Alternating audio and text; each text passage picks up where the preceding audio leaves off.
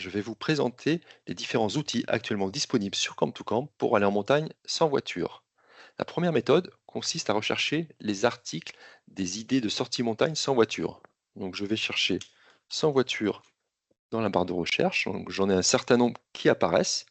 Je peux cliquer sur plus de résultats pour avoir l'exhaustivité de ces articles et je vais m'intéresser à celui qui concerne Grenoble. Donc là, je vois un certain nombre d'itinéraires qui sont accessibles en transport en commun dans les massifs autour de Grenoble.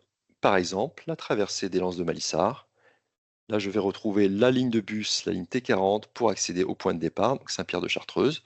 Et je peux aussi cliquer sur le topo complet de l'itinéraire.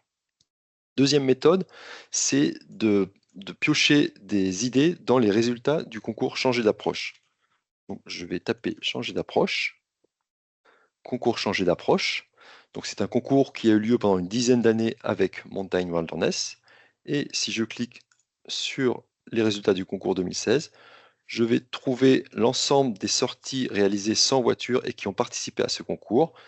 Et si je clique sur une de ces sorties, je vais pouvoir trouver toutes les infos pour accéder au départ de l'itinéraire sans voiture.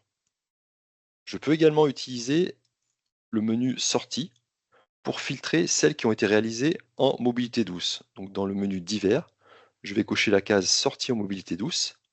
Et là n'apparaissent que les sorties réalisées en mobilité douce. Je peux filtrer sur le massif qui m'intéresse, la Chartreuse par exemple. Et là j'obtiens toutes les sorties réalisées sans voiture dans le massif de la Chartreuse. Enfin, dernière méthode, c'est de passer par les points de passage. Donc dans Topo Guide point de passage, je vais sélectionner le type de point de passage accès routier, transport en commun, pour n'avoir que ceux qui concernent les points de départ aux itinéraires. Et je vais me positionner autour de Grenoble. Je vais limiter la recherche à la carte visible. Et donc sur la carte, je vois l'ensemble des points de départ des itinéraires, en vert ceux qui sont accessibles en transport en commun et en orange ceux qui ne le sont pas. Je peux également via ce menu n'afficher que ceux qui sont accessibles en transport en commun, par exemple via un service régulier. Voilà, et ainsi, sur la carte, je vais pouvoir bâtir mon itinéraire en montagne en fonction de l'accessibilité ou pas des points de départ des itinéraires.